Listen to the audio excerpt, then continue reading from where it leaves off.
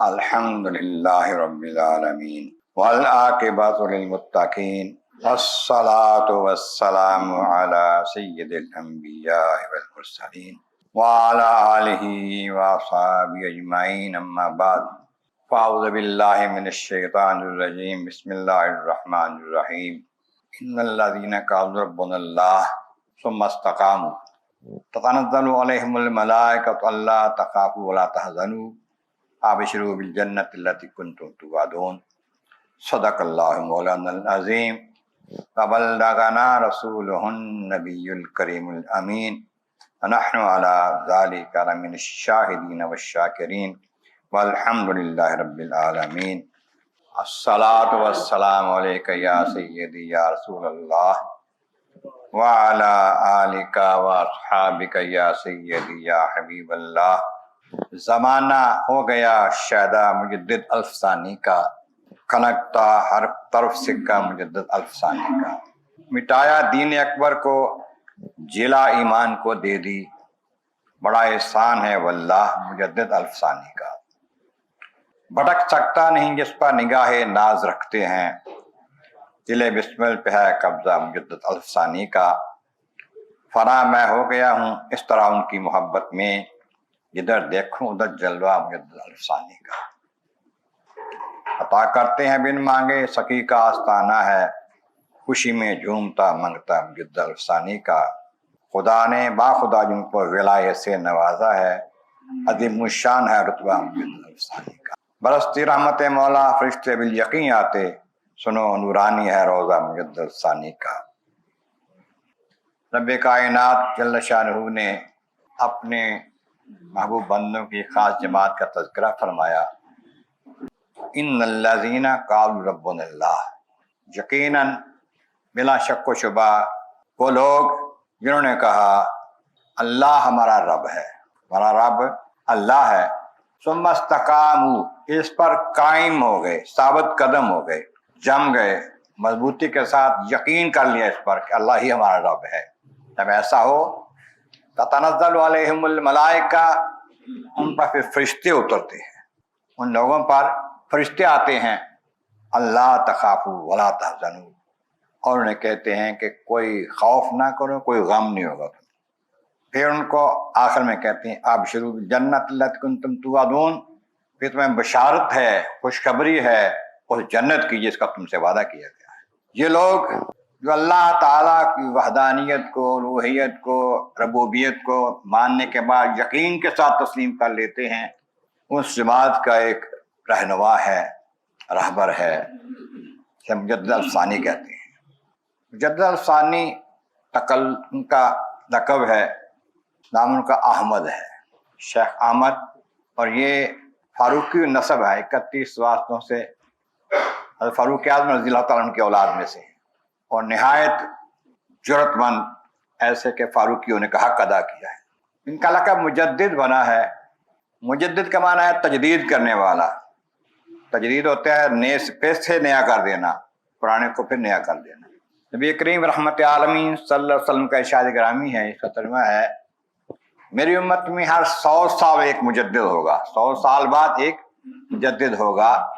جو دین میں 100 سال کے اندر کوئی رخنا بازی آ گئی ہوگی، کمی بیشی لوگوں نے کر دی ہوگی، کوئی ترک کر دی، کوئی بڑھا لی ہوگی نا، وہ 100 سال بعد جو مجدد آئے گا اس کو درست کرے گا۔ جب 1000 سال ہو گیا دین کو، تو کچھ لوگوں نے یہ کہا کہ 1000 سال میں دین پرانا ہو گیا ہے، اس میں بہت تبدیلی کی ضرورت ہے۔ اور ایک شخص اس وقت طاقتور ہے، بڑا اختیار رکھتا ہے، جسے اکبر کہتے ہیں، اکبر بادشاہ، اسے اکبر اعظم بھی کہتے ہیں۔ لوگوں نے اس کے جو مصاحب تھے، اس کے جو چمچے چیلے تھے، درباری ملا تھے، انہوں نے کہا کہ دین بڑا پرانا ہو گیا ہے، آپ اس کو ٹھیک کریں، نیا کریں، اور نیا دین بنائیں ضرورت کے مطابق۔ اب اس میں تکبر آ گیا۔ اکبر تو نام تھا ہی اس کا، حالانکہ اکبر تو اللہ ہے۔ تکبر آ گیا، ٹھیک ہے کرتے ہیں۔ کیا کیا؟ ایک تو اس کے دربار میں شیعوں کا راج تھا، اس کے مصاحب علماء شیعہ تھے۔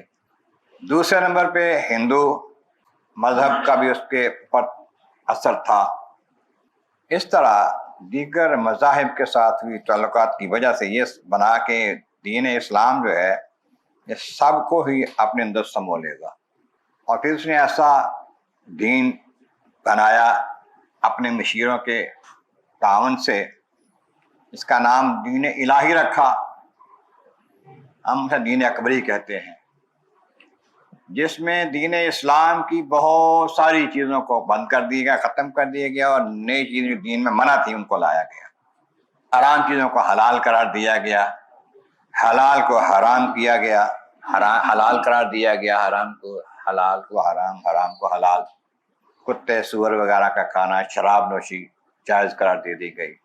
نکاح میں بھی محارم جن کا اللہ کے نبی نے اور قرآن پاک نے منع کیا، جن کا نکاح نہیں ہو سکتا، ان کا نکاح بھی اس نے جائز قرار دیا۔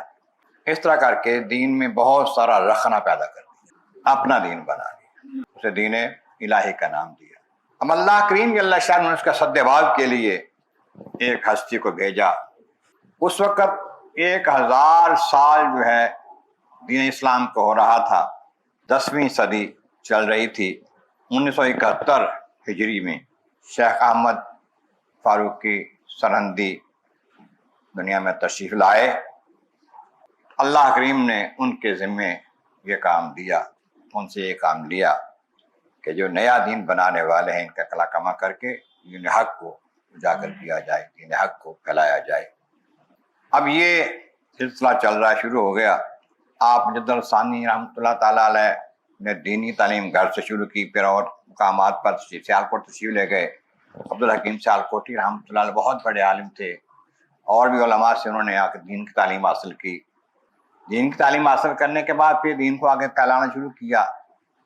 پھر اسی طریقے سے جب ظاہری دین حاصل کیا تو باطن کی بھی فکر ہوئی کہ باطن میں بھی جو معاملات ہیں طریقت کے وہ بھی ہونے چاہیے، تلاش کرتے رہے۔ آقا دہلی میں اللہ کریم نے سبب لگایا، خواجہ باقی باللہ رحمۃ اللہ تعالیٰ علیہ کے آپ پر بیعت ہوئی۔ پہلے بھی اپنے والد گرامی سے کچھ طریقوں کا اجازت نامہ ملا تھا، لیکن آپ خواجہ باقی باللہ رحمۃ اللہ علیہ سے بالخصوص اہل سنت کا جو خاص مکتب ہے نقشبندیت، اس کے اندر اجازت حاصل کی۔ خواجہ باقی باللہ نے بہت تھوڑے عرصے میں جو کچھ دے سکتے تھے آپ کو عطا کر دیا۔ اس سے پہلے بھی خواجہ باقی باللہ رحمۃ اللہ تعالیٰ علیہ کے بارے میں آتا ہے کہ وہ تلاش میں تھے، ان کو پہلے اطلاع مل چکی تھی کہ میرے پاس ایک ایسا شخص آئے گا جو پورے پاک و ہند میں اس علاقے میں دین حق کا پرچار کرے گا۔ تو کہتے تھے مجھے انتظار ہے ایک طوطی کا، ہاتھ پہ طوطی آیا ہے، خواب میں دیکھا ہے۔ پھر فرمایا کہ جب یہ آ گیا تو یہ ہے وہ جس کا مجھے انتظار تھا۔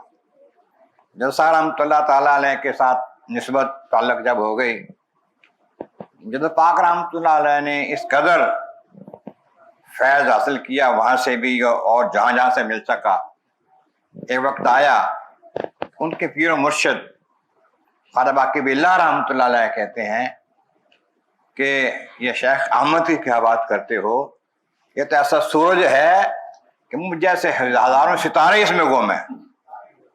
کہ مرشد اپنے مرید کے بارے میں کہہ رہے ہیں۔ یہ تو ہوتا ہے کہ مرید اپنے شیخ کی، اپنے مرشد کی بات کرتا ہے، اس کی شان بیان کرتا ہے، مگر ایسا کم ہوتا ہے کہ شیخ اور مرشد جو ہے اپنے مرید کے بارے میں ایسی بات کہے۔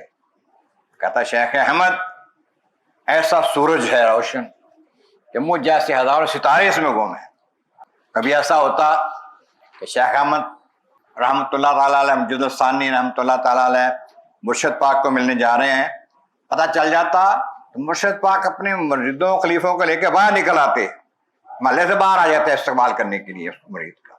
پھر مریدوں سے کہا جب شیخ احمد ہماری محفل میں آ جائے نا، پھر میری تو توجہ نہ کرو، اس کی طرف کیا کرو، اس کی طرف متوجہ رہا کرو، میری طرف توجہ نہ کیا کرو جب شیخ احمد آ جائے، حالانکہ مرید ہم۔ پھر اپنے صاحبزادوں کو، اپنے بیٹوں کو ان کے سپرد کر دیا کہ آپ ان کی تربیت کریں، یہ شیخ ہے، ان کی عظمت یہ ہے۔ پھر اس کے بعد ان کی کارنامے جب دیکھیں، کارکردگیاں دیکھیں، جب دین الہی کے نام پر دین اکبری جب پھیلا، بے دینی پھیلی.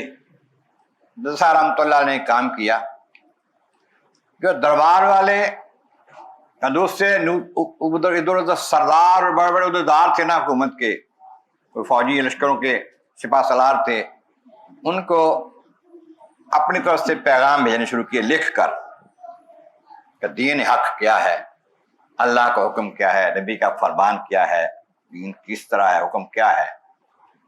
ہر معاملے میں انہوں نے تحریر فرمائی، اور وہ تحریریں جو تھیں لوگوں کے دلوں پر جمتی گئیں، اثر کرتی گئیں.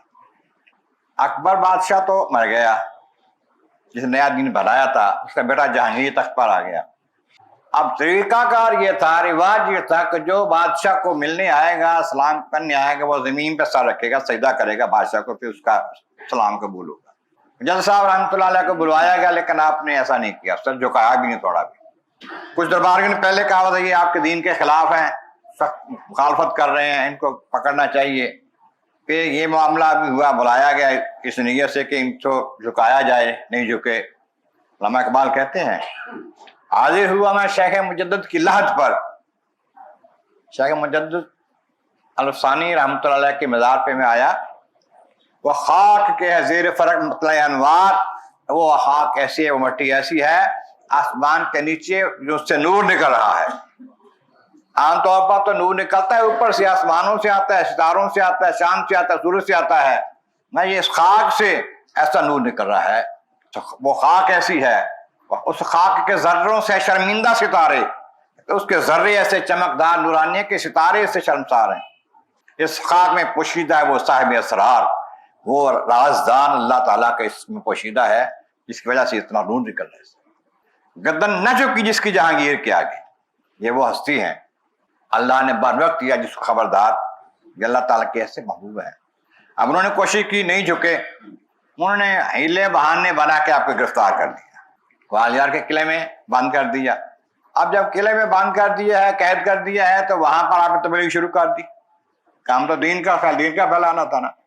وہاں قیدی بھی آپ کے گروہ آپ کے چاہنے والوں میں شامل ہو گئے، آپ کے نام لیواؤں میں شامل ہو گئے. باہر بھی رابطہ اگر ہوتا تو اس طریقے سے ہوتا کہ جس کو بتانا ہے، دین بتانا ہے، حق بتانا ہے. اور جب قید کر لیا گیا تو آپ کے چاہنے والوں میں فوج کے سپہ سالار بھی تھے. انہوں نے پیغام بھیجا کہ ہم جہانگیر کے تخت پر قبضہ کر لیتے ہیں، آپ یہاں تخت پہ آ جائیں، جہانگیر کو آپ یہ قید میں ڈال دیتے ہیں. وہ نہیں، مجھے اس کی ضرورت نہیں ہے، تخت کی ضرورت نہیں ہے، اسی کا اس کو رہنے دو. یہ بات جہانگیر کو پہنچی، مان گیا کہ واقعی یہ بندہ جو ہے زمین دنیا کے لال سے نہیں ہے. کچھ اور باتیں ہوئیں تو اس نے کہا کہ آپ جناب جیل سے واپس آ جائیں، وہاں نہیں آنا، جیل سے آ جائیں، باہر نہیں آنا، شرط ہے کچھ.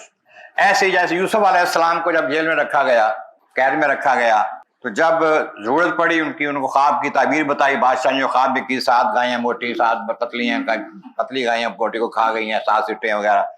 یوسف علیہ السلام کے بعد بھیجا گیا، بندہ گیا، اس نے بتایا، تعبیر بتائی اس کی، بادشاہ کو آ کے بتایا، لے کے آؤ میرے پاس، میں ان کو اپنا وزیر مشیر بناتا ہوں، میں نہیں آنا. شرط یہ ہے جن عورتوں کی وجہ سے مجھے جیل میں بھیجا تھا، جنہوں نے اپنے ہاتھ کاٹ لیے تھے، پہلے ان سے پوچھو کہ معاملہ کیا تھا، میں نے کوئی غلطی کی تھی، میں نے کوئی بادشاہ کی بات کے خلاف کو کام کیا تھا، میں نے کوئی دین کے خلاف کام کیا تھا، کوئی ایسی بات ہوئی تھی مجھ سے جس کے بعد پکڑا گیا تھا مجھے. ان عورتوں سے پوچھا، انہوں نے کہا ایسی کوئی بات نہیں دیکھی ہم نے یوسف علیہ السلام، بالکل قطعی طور پر وہ پاک ہیں. اس طرح پھر زلیخا اس بادشاہ کی یا اس گورنر کی بیوی، تو اس نے بھی کہہ دیا کہ میری غلطی تھی، اس کی کوئی غلطی نہیں تھی. پھر آپ یوسف علیہ السلام نے جیل سے باہر آئے. ایسے ہی مجدد صاحب رحمۃ اللہ نے شرط لگایا کہ نہیں آنا، یا تب جیل سے باہر آئیں گے جب ہمارے دین کا پرچار ہوگا. آپ اعلان کریں کہ دین اسلام کا پرچار ہوگا، دین اکبری نہیں چلے گا. آپ اعلان کریں کتا سور حرام ہے، آپ مسجدیں جو شہید کرائیں گے، مسجد بنائیں اپنے محل میں. اس طریقے سے جو چیزیں حلال اسلام میں ہیں تم نے حرام قرار دیے ہیں، حرام کو حلال قرار دیا، ان کو واپس کرو، پھر آئیں گے. انہوں نے کہا ساری شرطیں آپ کی منظور ہیں، آپ تشریف لیں. پھر آپ آئیں جیل سے، اور ساری باتیں جو ہم منوائی ہیں اپنی. پھر آپ کو اختیار دیا کہ اب چاہیں تو آپ لشکروں کے ساتھ، فوج کے ساتھ رہیں، چاہے تو اپنے گھر رہیں. آپ نے چاہا کہ میں ساتھ رہ کے ان کی اصلاح کروں، کچھ کچھ سال پھر فوج کے ساتھ لشکروں کے ساتھ رہے، ان کی اصلاح کی، دین بتایا ان کو، حق بتایا ان کو، دین اکبری کی جو خامیاں خرابیاں تو بتائی ان کو، اچھا طریقے سے لوگوں کو مومن بنایا۔ اس کے بعد پھر آپ اپنے آستانے میں تشریف لے گئے۔ آپ نے جو خطوط لکھے ان خطوط کو اس وقت بھی جمع کیا گیا، 3 اس کے حصے بنے، 3 جلدیں اس کی بنی۔ پہلی جلد جو ہے اس میں 313 خط تھے جنگ بدر کے مجاہدین کی نسبت سے، دوسری میں 99 تھے یہ اللہ کے ناموں کی نسبت سے، اور تیسرے جلد بنی ہے اس میں 114 تھے قرآن پاک کی صورتوں کی نسبت سے۔ اتنے خط جو لکھے ہیں، ان خطوط نے کایا پلٹ دی سارے علاقے۔ وہ آج بھی مکتوبات امام ربانی کے نام سے جلد مشہور ہیں، معروف ہیں۔ اس میں دین کی ہر سطح پر، ہر معاملے پر تفصیل سے گفتگو ہے، بڑی تشریح کے ساتھ ہے، اور بالخصوص تصوف، صوفیزم، پیری مریدی، اس میں جو خرابیاں آ چکی تھیں اس کی اصلاح فرمائی، اور بتا دیا کہ شریعت کے بغیر طریقت کوئی چیز نہیں ہے، شریعت اصل ہے، طریقت اس کا پھل ہے۔ جو شرعی احکامات کو نہیں مانتا وہ طریقت کا قابل نہیں ہے۔ پھر فرائض، واجبات، سنتیں پہلے ہیں، نوافل بعد میں ہیں۔ جو سنتیں چھوڑتا ہے نفل پر تو اس کی کوئی بات نہیں ہے، کوئی نفل نہیں ہے۔ فرض پہلے، سنتیں پہلے، بات اس کے دوسری چیزیں۔ اس طرح انہوں نے تبلیغ کر کے بتا دیا کہ جو خرابی دین میں آئی وہ سب درست کر دی، اور بتا دیا کہ دین حق پر چلنا ہی ہے۔ آپ نے ہر قسم کی بدعت کو ختم کرنے کے لیے ہر طرح کی کوشش کی، اور سنت مطہرہ کو رواج دیا جس کو ہو سکا۔ تو اس طرح آپ کو پھر آپ کے جو اپنے استاد کامل تھے جو ان کے جو سیالکوٹی، انہوں نے آپ کے کارناموں کی وجہ سے آپ کا نام مجدد الفانی رکھا کہ یہ مجدد ہے، اور الفانی کے مجدد ہیں، اگلے 1000 سال کے مجدد ہیں۔ آپ نے خود بھی بڑی اس قسم کے ارشادات فرمائے، پتہ چلتا ہے کہ 1000 سال کے درمیان یہ اللہ تعالیٰ نے خاص ہمارے پاس یہ میں کرم فرمایا ہے کہ مجدد کو بھیجا ہے۔ ان کی وجہ سے دین حق جو ہے وہ پھر سے اپنے آب و تاب پہ چل پہ۔ ان کی کوششوں سے کہ جہانگیر کے بعد اس کی اولاد میں جن کا یہ مزار ہے، داتا صاحب اورنگزیب عالمگیر جنہوں نے بنائی ہے، ان کا رواج ہوا، اور یہ ایک ایسا پھر بادشاہ بنا مغلوں میں جو ولی کامل تھا۔ پہلے والے جو تھے تقریباً بہت مختلف تھے اس سے۔ اس طرح جہانگیر اورنگزیب عالم نے پھر کیا کیا، سینکڑوں علماء کو اکٹھا کر کے اہل سنت و جماعت کے انہوں نے ایک فتاوی عالمگیری تیار کی، جس میں ہزاروں کی تعداد میں ایسے مسائل جس کی عام کو ضرورت تھی اکٹھا کر دیا ایک جگہ پر، جگہ جگہ ملنے مشکل تھے۔ بہت بڑے کارنامے ہیں مجدد صاحب رحمۃ اللہ علیہ کی وجہ سے ہیں، جب تک مجدد صاحب رحمۃ اللہ تعالیٰ علیہ کی وجہ سے ہی آگے پھر دین اسلام جو ہے اس علاقے میں چلا اور پھیلا، ورنہ وہ اس دین حق کو ختم کر چکے تھے اکبری۔ تو خالق کائنات کی بارگاہ میں اعظم مولا کریم نبی کریم کا صدقہ ایسی عظیم ہستیوں کو اپنے کرم سے نواز کے ان درجات کو بلند فرما، ان کے فیوزات کو اور زیادہ فرما، ہمیں ان کی فیوزات زیادہ حصہ نصیب فرما۔ آخر دعوان الحمد للہ العالمین۔